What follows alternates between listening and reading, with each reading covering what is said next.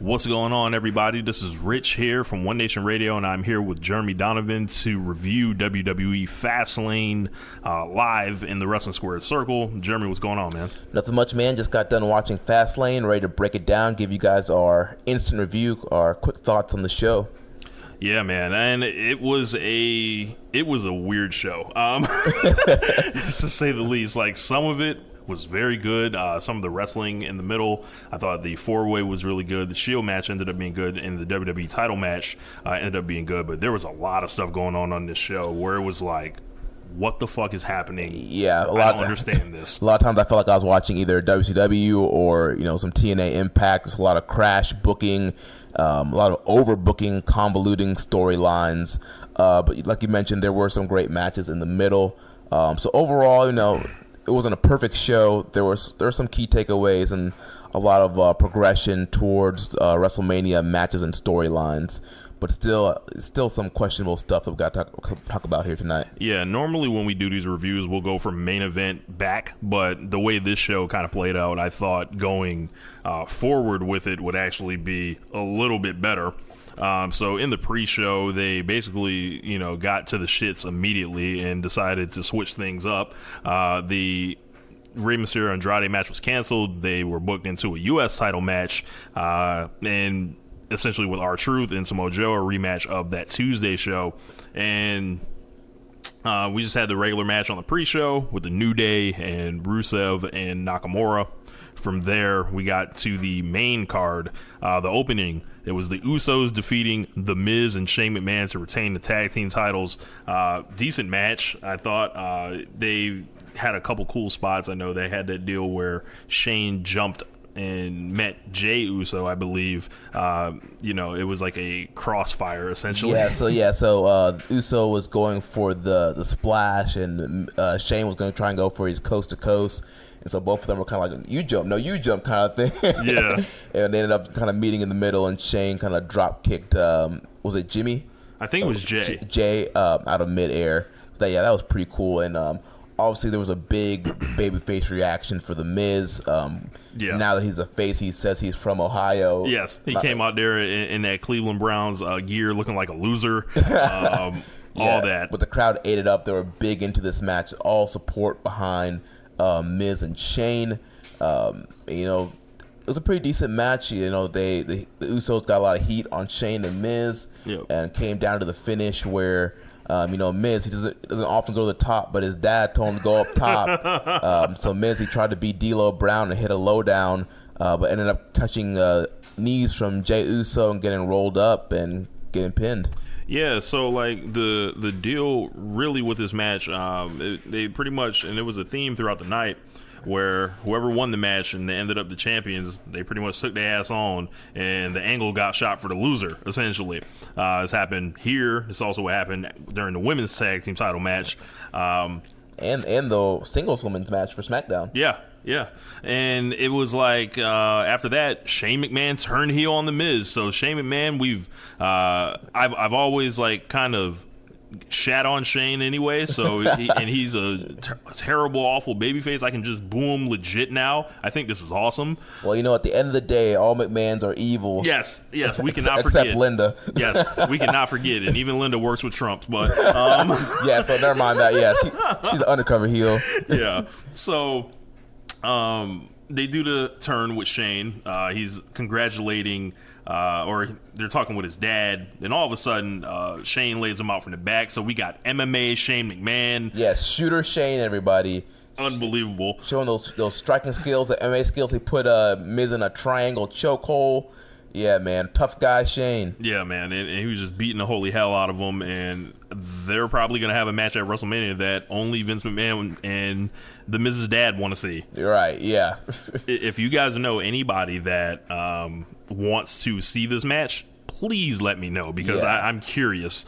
Heel Shane and babyface Miz at WrestleMania. Who knew that would draw? Bro.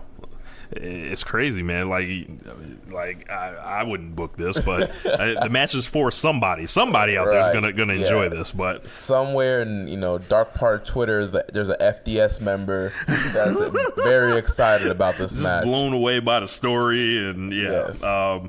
Yeah, they did the whole deal. You know, Shane's a big heel, and of course, you know, he's going to be, you know, they're having this solo match with The Miz. I think they're going to get 20 minutes at WrestleMania. I don't think it's a good idea. Yeah, I mean, you got two guys. I mean, Miz is not. I mean, Miz is good, but he excels when he's in there with a guy kind of like AJ Styles or like a Chris Jericho or Samoa Joe, somebody that's a more solid worker and that can guide him to a great match. And same thing for Shane. I mean, Shane obviously is not, you know, a full-time trained worker. You know, he does some cool stuff, his shooting stars, coast to coast, but he's, you know, not the best worker in the world, even though he has a trophy to prove that he is. And so Shane is a guy that needs, you know, a guy like AJ Styles, you know, at WrestleMania 33 to get a 4-star match. So both of these guys need better wrestlers to get them great matches. So putting them in there together is a recipe for disaster. You're going to have both of them with sloppy, you know, weak-looking strikes. Oh, man, I didn't even think about that. Yeah, it's not. They need to make this thing no DQ. This needs to be a plunder match, a street fight. Let these guys just hit each other with kendo sticks for like 5 minutes and get them out of there. So up next we had Asuka defending the SmackDown Women's title, which they barely care about, against Mandy Rose. Some people were saying this match was a disaster that I was getting feedback from. I don't think it was that bad. Yeah, there was a couple spots. I know Mandy botched one spot where she was like trying to do like a frontward. She had like Asuka on her shoulders, kind of do almost like Barrett's old move, the wasteland kind of gimmick. But yeah, besides that, it wasn't completely bad. I didn't think it was really too bad at all. And you know, for all the flat we give some of the non-upper echelon workers in the women's division, I can say this about Mandy: she doesn't run from contact and avoid it, and she like stood in there and took her licks with Asuka, which is more than, you know, we can ask for you know, a lot of the women there. But and I think the problem with what happened with Mandy was she got plucked out of NXT way too early. Yeah. I feel like if she had some more time to develop and work with the girls down at NXT, continue to work the Largo Loop, work TV tapings, work takeovers, that she would get much better, and maybe in a couple of years it would have been the right time to call her up. Yeah. But now she's kind of learning on the go, and just there's a lot of pressure on her. And I think she's getting better, and you know, she's got the whole deal where, you know, everyone knows that she's being looked at from the higher ups like she's everything they want. Like she's got the hair color, she's like got the look, and they present her in a certain way. But I didn't think this was too bad of a night for her here, and she kind of still got the story. The story was about her even in defeat, because, you know, something with Sonya didn't go right. Asuka's still kind of just hanging out now as we head towards WrestleMania. I thought this would be a place where Lacey Evans might show up. That was not to be the case, but yeah, overall not that bad. But after that, do we have any comments in there on the thread there? Yeah, let's see what we got here. So so Simon says, how did the Shield become the NWO? Why did we let this happen? We will take you'll have to break that one down for me, Simon. So they said the audio sounded good. Simon is still convinced that WrestleMania 29 is doomed to repeat itself this year. Good pre-show match. Simon tag rants for some reason. Caleb says this feud is money. In the Arthur Morgan voice. Miguel called Mandy the next Trish. I mean, if you're coming from the fitness world, that should be your idol, or that should be the goal. And if she keeps improving at the rate that she is right now, I mean, in a few years, she could get to Trish level. Yeah. So in the back, now here's where the bullshit started. So Big E and Xavier Woods, they walked up with Kofi Kingston to Vince's office. Vince said that he was waiting for Kofi, but he was just outside for an hour. The New Day basically went to Vince and says, Kofi's been standing in front of you for 11 years, and said, Kofi should be in this match essentially. And Vince was like, you're right. We'll make the WWE Championship a triple threat match, but he never said Kofi was in it, anything like that. So, well, he didn't say you better get out there. The match is about to start. Yeah, your match was about to start. Yeah, and it was like, okay, and then it was weird because it was only on third, so I was like, shenanigans are afoot. But Kofi came out, everyone was cheering, happy. Yeah, Kofi Mania running wild behind Kofi, big Kofi chants all night. Kofi Mania chants, and then next thing you know, we see the referee or somebody giving the announcer, different instructions for the announcement, and announces that the WWE Championship match will be happening later, and we are getting a handicap match, and out comes the bar. Yes, so the bar came out. Everyone's fucking flabbergasted at this point, myself included, and I'm just all over Twitter like, what are they doing? And I'm thinking, okay, he's going to have to beat 2 guys here tonight and whatever. That's not what happens, everybody. So they come out and literally destroyed this man, and the crowd's chanting, this is boring.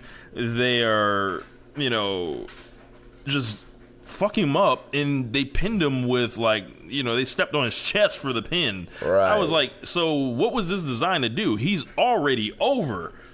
I don't know. I'm a big fan of when someone's already over, you recognize how much they're over, and then you don't beat them. Yeah, you don't beat them. I don't care what you're trying to do. As far as elicit sympathy. Once you're over, the sympathy is supposed to get you over, right? Right. I don't know. Maybe people is a case where they think that this can get him further along, but if we have any, thing we can go by is before WWE sticks their, creative juices on it, things can grow in an organic way, like Kofi has done. Now they're trying to inject their poison into it, and they're trying to design the narrative the way they see it. Yeah, and, this match did get a few. This was boring chants in the middle.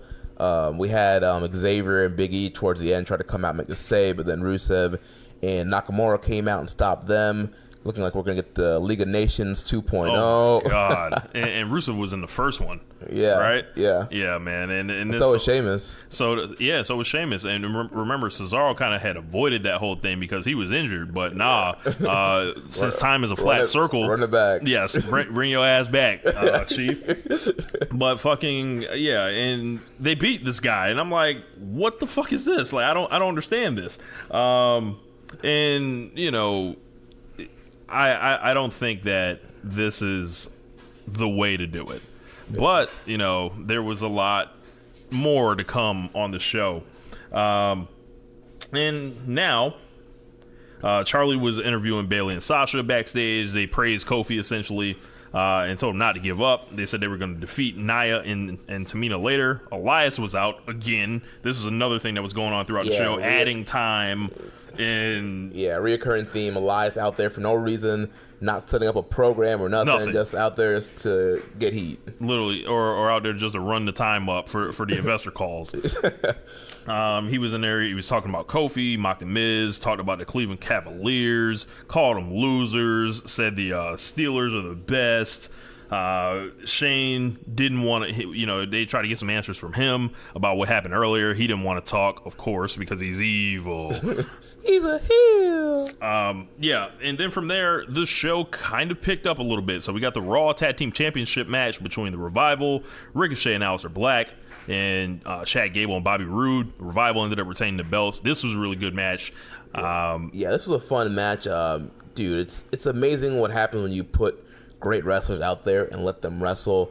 Ricochet and Aleister Black have been becoming a really good team over the last few weeks, and it's just amazing how good Ricochet is out there and all the stuff he can do, and same with Aleister Black. And the Revival, they're still one of the best tag teams, and Gable and Roode are very good as well. So this was a nice little recipe for a great tag team title match here. Black and Shay had on their matching gear.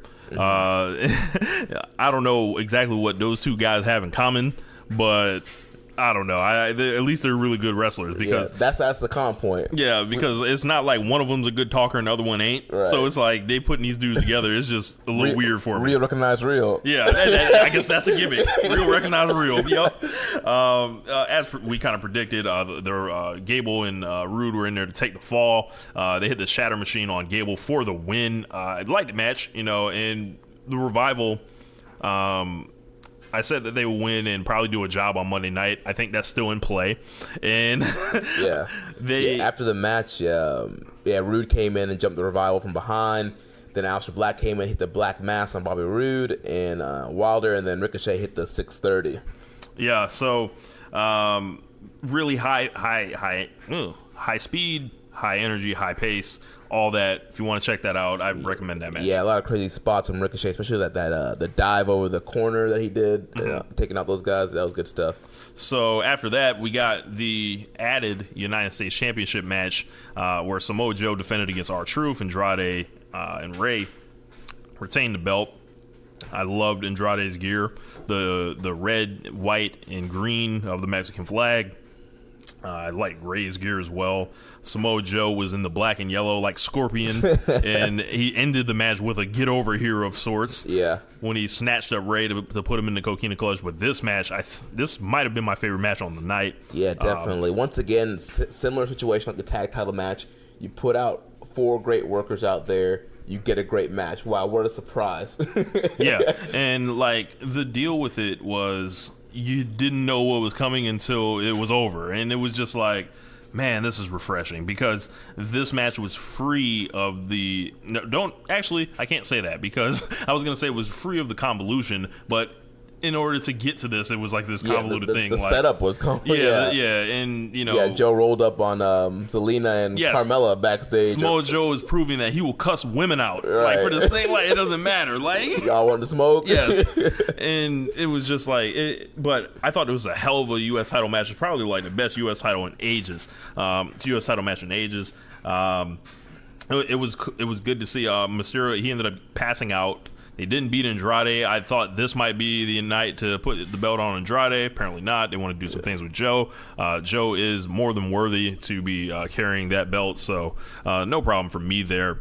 I'm wondering, since they pulled the singles Rey Andrade match, if they thought better and maybe they will actually do Rey and Andrade at WrestleMania. Maybe. I think that gives us some hope. So like I blew a gasket essentially on them. I think a lot of people did. Like, why in the fuck are you putting Rey versus Andrade on the pre-show? Someone had a brain to change it at the last minute. And this is like the real definition of like plans change. The WWE Twitter account was tweeting about the match 40 minutes before the show had kicked off, and it was just... I bet the rewrites were insane for this show tonight. Yeah. You know, one more thing about this match, I popped for R-Truth hitting the 5 moves of doom. Yes. The 5 knuckle shuffle, you know, keeping with the new storyline that John Cena is his hero. So that was hilarious. Yeah. I think that this has to lead to something. Like, Cena has to show up and talk to R-Truth at some point, right? Yeah. Well, give him an autograph or something. Well, I think we're going to get Cena versus Joe. Count me in for that. So pretty much we're getting the WWE guys of the last like 20 years or 15 years against the TNA guys, because you know we got Randy and AJ and then Joe and Cena. Yes. So that means you know Cena and Orton are winning. Right? Yeah, Cena and Orton are winning. Exactly. Send a message to Don Callis. Exactly. Don Callis, Dixie Carter, Jeff Jarrett. Caleb Baldwin, all y'all. So WWE will always be better than TNA. Oh man, yeah. So after that, we got Bayley and Sasha Banks defeating Nia and Tamina to retain the championships. This match was not great. Nia and Tamina were fucking up left and right, botching, like just literally dropping them or falling down. Sasha and Bayley's gear was incredible. It was probably like one of my favorite like gear patterns Sasha's ever showed up with. Yeah, Sasha always coming through with the Raw gear. Yeah.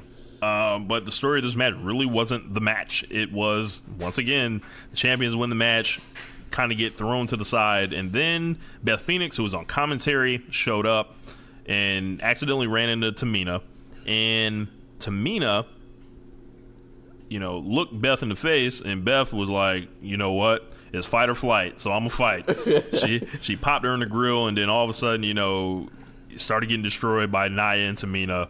Yes, we have women part-timers now, it looks like. We're just adding people on. Just making sure WrestleMania is 7 hours long as usual. Yeah, man, and it's they basically like they did a long beat down. We're all wondering where Natalya was, and like the good friend she is, she shows up. She doesn't leave her friends hanging, and she got destroyed. So the Divas of Doom against, you know, I heard Samuel Plan say this. He called them the mild Samoans, not the wild Samoans, y'all, the mild Samoans. So I like that. Yeah, and Sasha and Bayley retain, they get out of there, but hopefully this isn't headed towards some fatal 4-way for the tag belts or something like that. It would just be awful. Nia and Tamina, like, they were really bad tonight. Yeah, like a lot of, like you mentioned, a lot of missed spots, a lot of drop spots.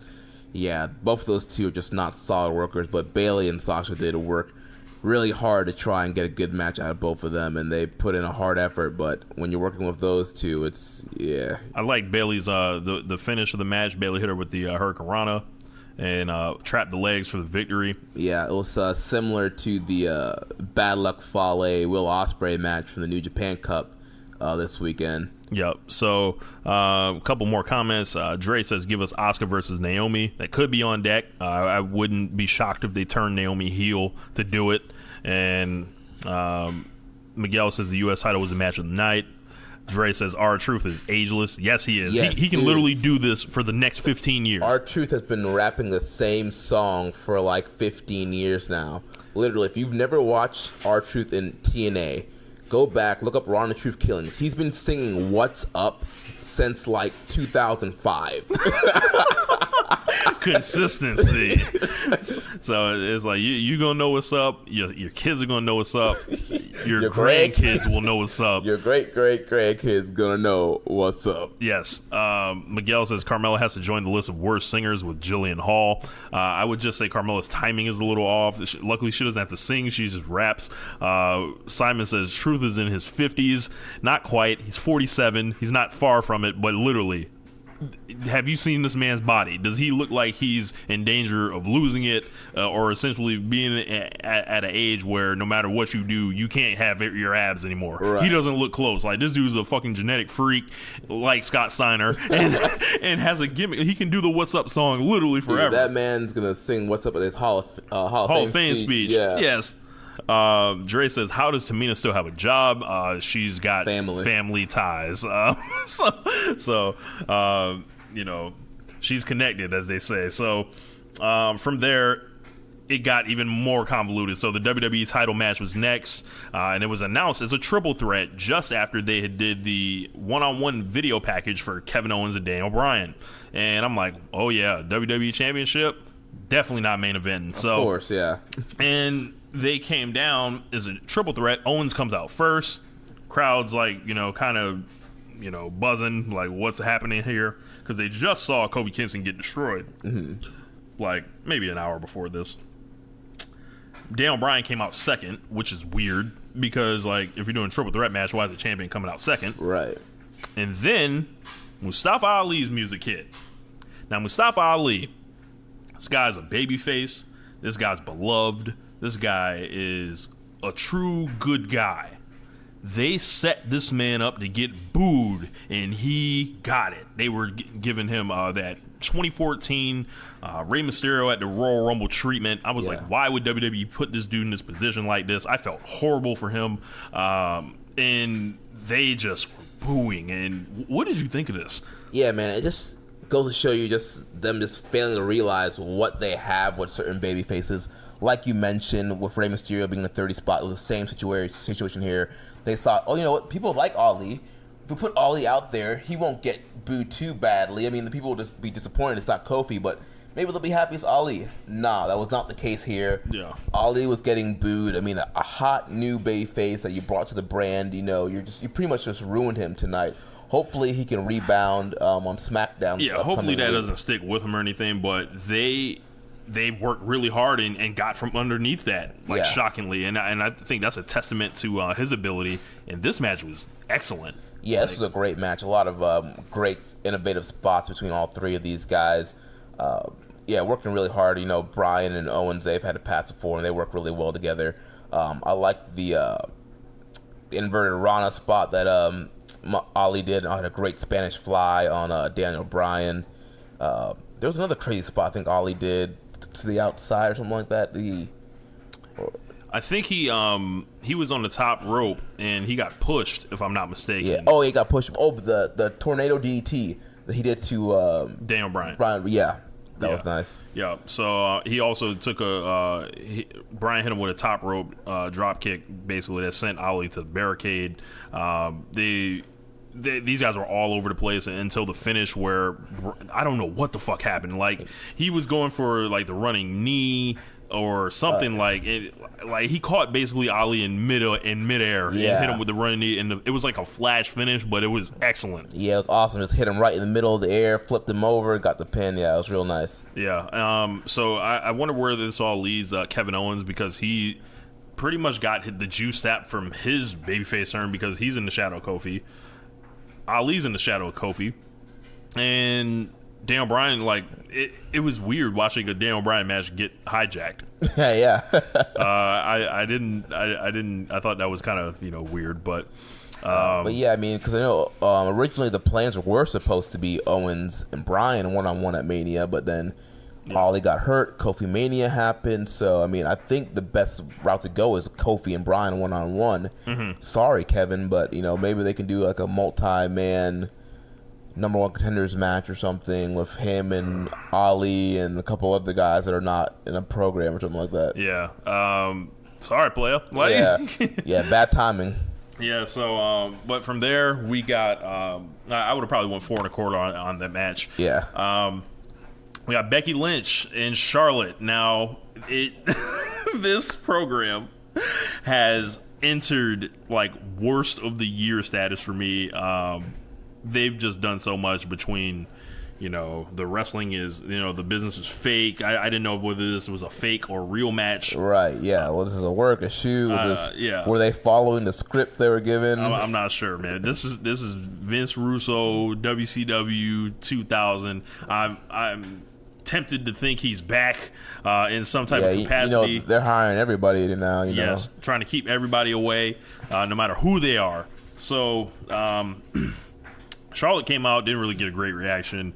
Becky came out on the crutch. Yeah, on the crutch, and I'm just like, the more I'm seeing Becky Lynch limp around selling this fake injury, I just feel like the feud is just going further into the toilet. It's like, I don't want to see this person that's like, hobbling. I want to see this strong motherfucker that's running wild. It's a badass, beating the hell out of people. That's where the money is. Right. That's where Becky got over insanely. It wasn't her hobbling around and being fucked up. It was her beating the shit out of Charlotte. And maybe this is like where they feel like they got to give folks, the other people in the feud, something.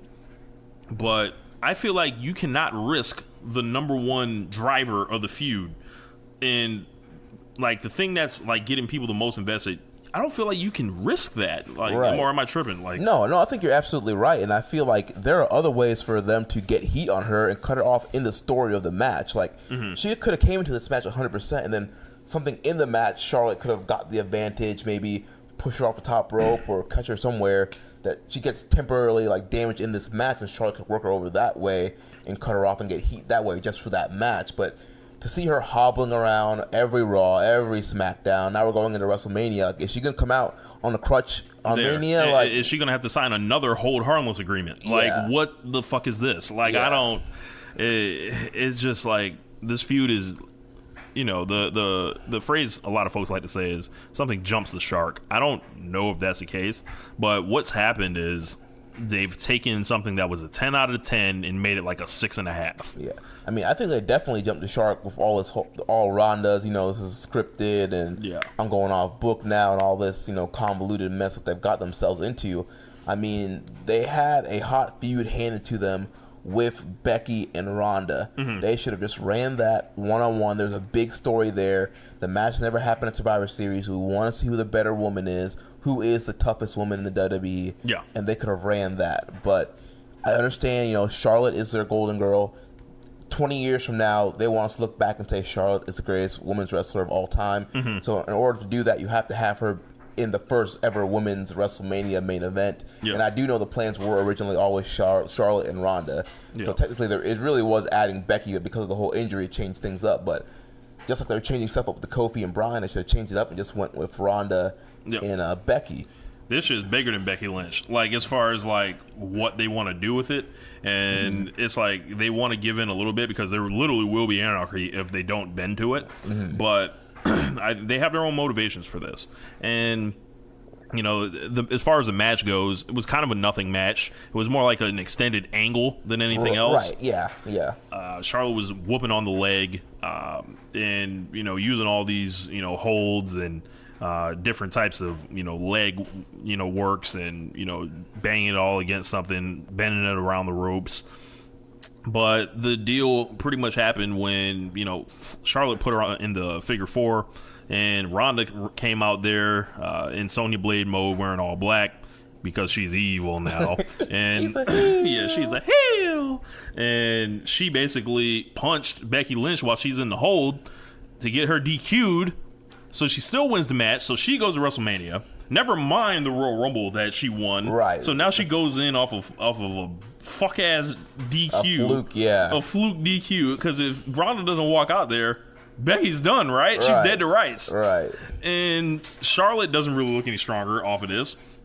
Becky, she looks like, A, you were getting your ass whooped. B, you have this knee injury that essentially you got way worse in this match. So how's she going to come out of this? And Ronda, she looks like a dumbass. Right. Like, you just added another person to your title match. You just lowered the chances of you retaining the title. But I guess she's going off book now. So she's just going to shoot on both of them, I guess. I guess that's the plan. Yeah. So this thing has been around the world, and this whole feud has been player hated by everybody. Yeah. Dre says he's not mad at Ronda tonight. Honestly, she's pulling off she's pulling it off. I want to whoop both of these girls at the same time. I think that is the mindset behind it. But just like looking at like what's happening, right? If I was to explain this to someone that doesn't watch wrestling, right, and be like, yo, so the winner of this match, they get to fight Ronda Rousey. Oh, okay. And then you see Ronda come out, and it's like, okay. And you tell them the stipulation. If Becky wins, though, she gets to get added to the match. I don't think that person would really comprehend, like, okay, so why Ronda came out here and she punched her, she's gonna fight both of them now? Like, doesn't that sound stupid? Like, I don't like to fight two people rather than one. I know you got beef with both of them, but it seems just like this was their idea to get to this triple threat, and it has just been like bang your head against the wall. The best option was Ronda versus Becky one-on-one as a single. They never went with that energy. Once they started the whole triple threat thing, they had Vince McMahon suspending people for no reason. They had her because Becky wouldn't go see a doctor. Later, she was able to still have that same injury, but have a hold harmless agreement. So I don't know how that adds up. They have Charlotte come out for weeks. They just like add her in there. She didn't win the Royal Rumble or anything. Right. I don't know. I think when you look at this in kayfabe, it's ridiculous. When you look at it with an outside eye, it's ridiculous. And then you jump to the match that's happening, and it's like, so we've got, and then think about the social media aspect, and it's like, this has entirely too many like cooks in the kitchen right now. Yeah. Like, if this is Paul Heyman's lost it, everybody. If this is him, like, I don't know, man. And Dre says the problem is they don't watch wrestling, but I get you. Okay. Yeah. So, but I think I don't know, man. Like, I will say, I'm glad that they went with this route, because honestly, I thought that somehow Charlotte was going to win tonight, and they were going to make Becky jump through more hoops on the build up. That was my expectation to get back in the match. So I'm just glad now it's a triple threat. Like, they locked it in. Yeah, like, just, all right, it's a triple threat. Just run it. No more shenanigans. Honestly, I would be fine if they left them off TV for the next month and built everything else up on a card. It's like, videos, it's like, bro, Seth Rollins needs help with what his program is, because he has, like, no momentum right honestly, now. Honestly, it doesn't even feel like he's getting a title match. Bro, he's just a dude out there right now. Like, if we going to keep it a buck, and which we do here on One Nation Radio, but they took a long route to when they basically could have went in a straight line, but that's what happens when you got to fill someone's TV time every week. Right. And the finish got a mixed reaction. A lot of people were just like, I don't know what happened here. I think there's a they have put a lot of shit in the gumbo, essentially. Right. So Elias came out for the third time of the night. He mocked Becky Lynch. He buried Ohio. He talked about the Shield, but he has no faith in them, like when the Browns take the field. Elias said Cleveland is the worst city to host the final pay-per-view before WrestleMania, and then it happened. Lacey Evans brought her country ass out here. Why? And why was this necessary? Don't know. And they gave her new graphics. She's wearing just, more of the Jim Crow collectibles, as far as the outfits. And Elias is looking like, what the hell is going on? And why are you interrupting me?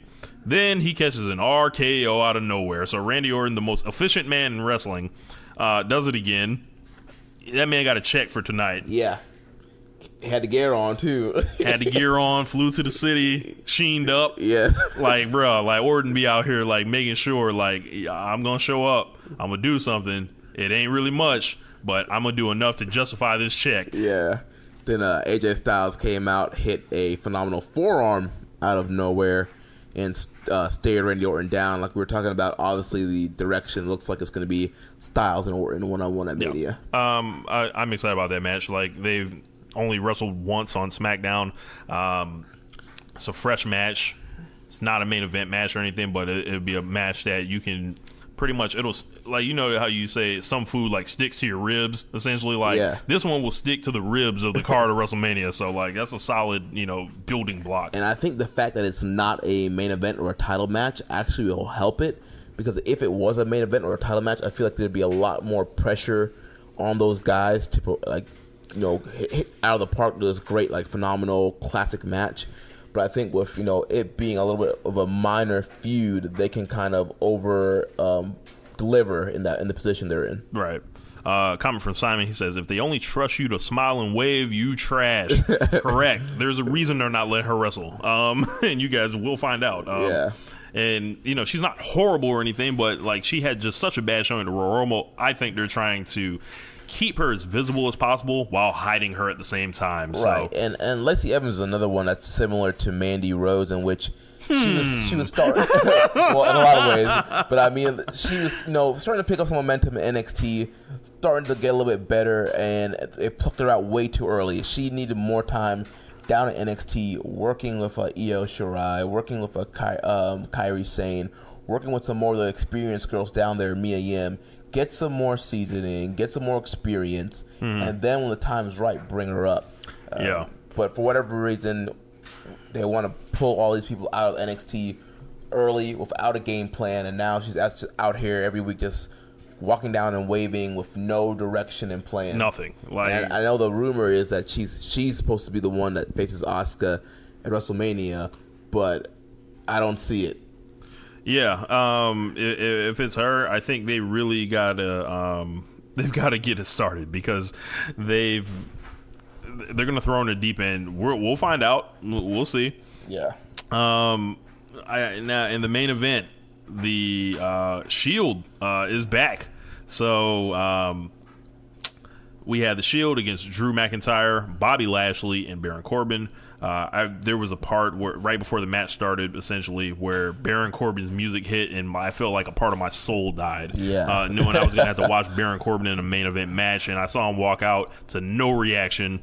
And it was just like, I can't believe, like, this company has pushed this guy so long for this, like, many years, and this is what we have to show for it, and we got to watch this dude on top in a main event match with all the great wrestlers in the world in 2019. This man ended up in a main event position. How did this happen? I have no idea.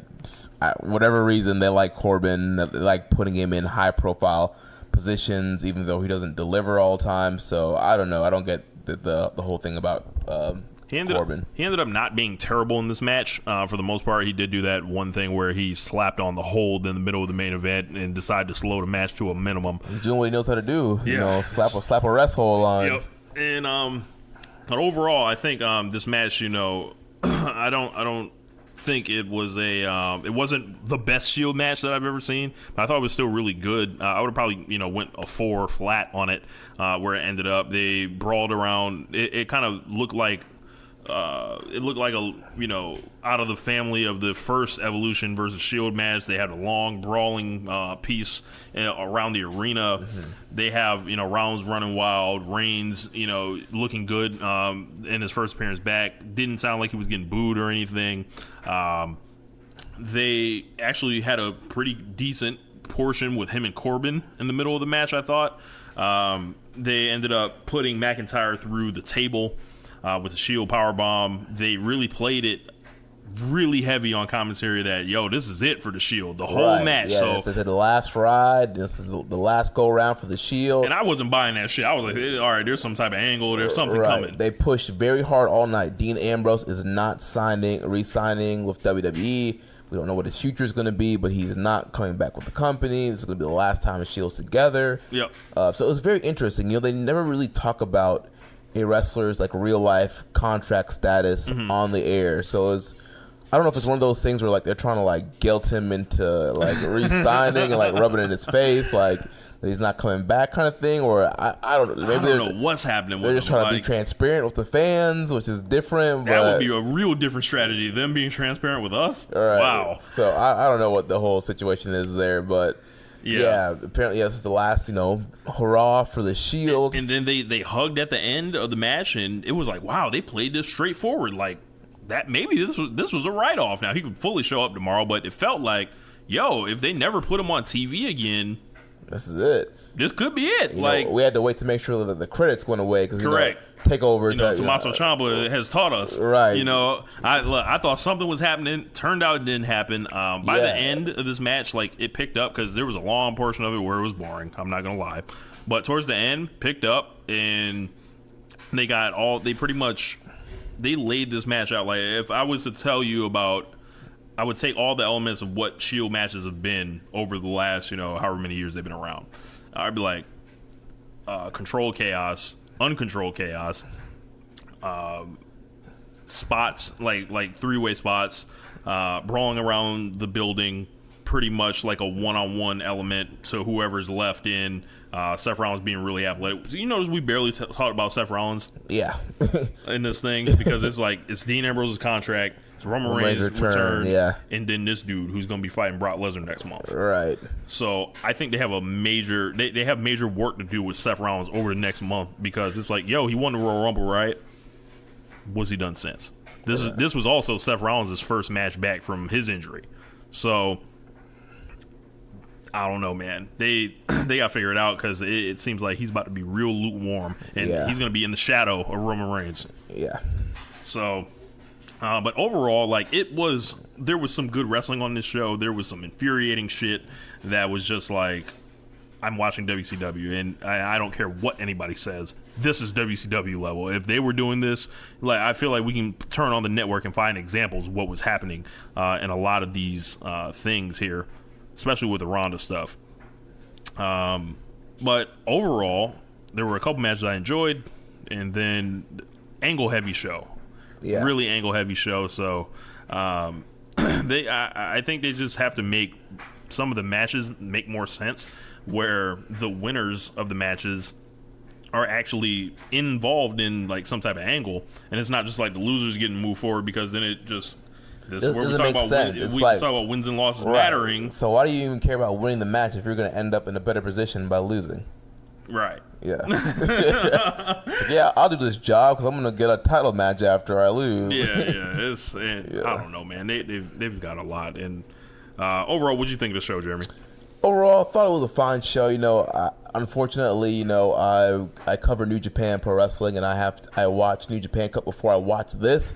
So, I watched an amazing Kota Ibushi and Naito match before this. So it was, totally completely different levels. I didn't get a chance to cleanse my palate beforehand, but overall for WWE pay-per-view, I thought it was fine.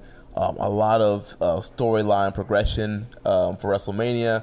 Some good matches with good performances from guys like Ricochet and Aleister Black, Joe and Andrade, and those guys in the U.S. title match. So I think going forward, if we continue to get good wrestlers having good matches on pay-per-views, we'll be going in the right direction, and then it's just a matter of getting the storylines to make sense and support the good wrestling. And it's they've got this nonsensical shit that's happening with the booking and basically doing the salesman tactics of we're going to dangle something in front of you, take it away, you're going to show us how bad you want it, and then, you know, we'll stick it back out there in the way we want to do it.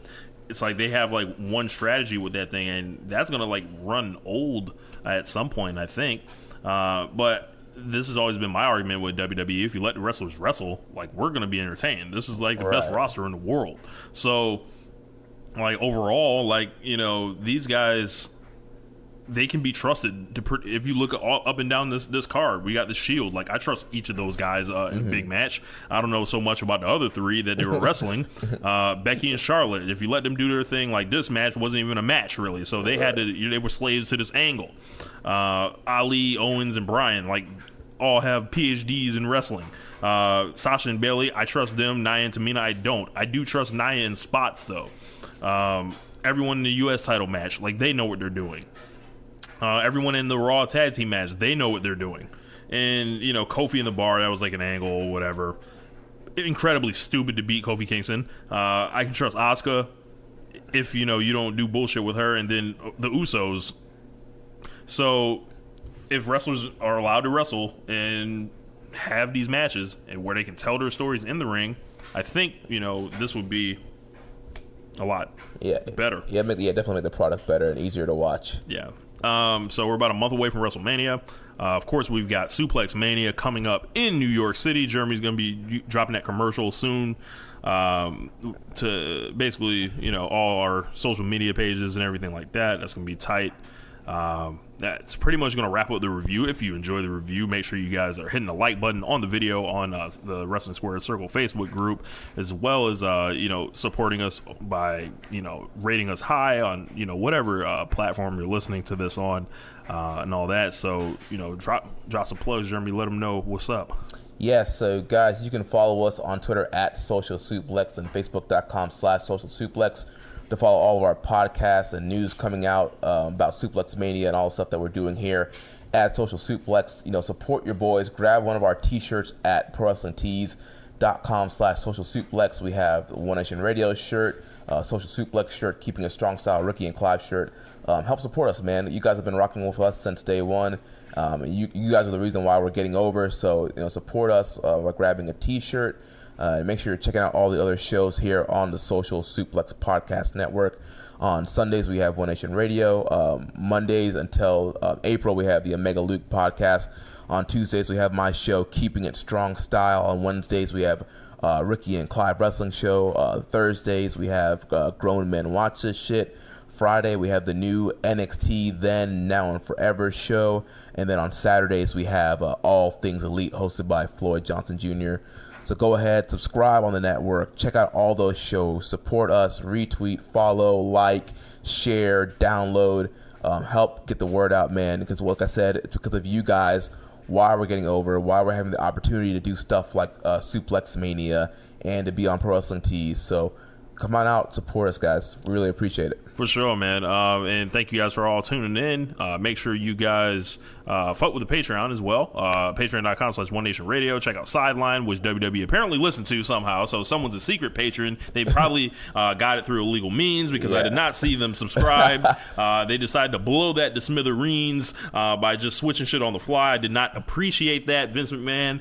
So don't do it again. And instead of spending your $5, getting your grande latte at Starbucks, give it to my man Rich. Get some great content. The road to 173-0, the Goldberg series, has been great so far. Sideline is always hilarious, and I'm sure he's gonna have plans for other bonus shows and other series. So get on board now. Drop him the $5. Give me the taste, bro. Yeah, give him a little taste. You're not gonna miss those $5. Like, trust me. Like, it's 2019. We know everybody got money now. So, anyway, that's gonna wrap it up. Thank y'all for rocking with us. We out of here. Peace. See ya.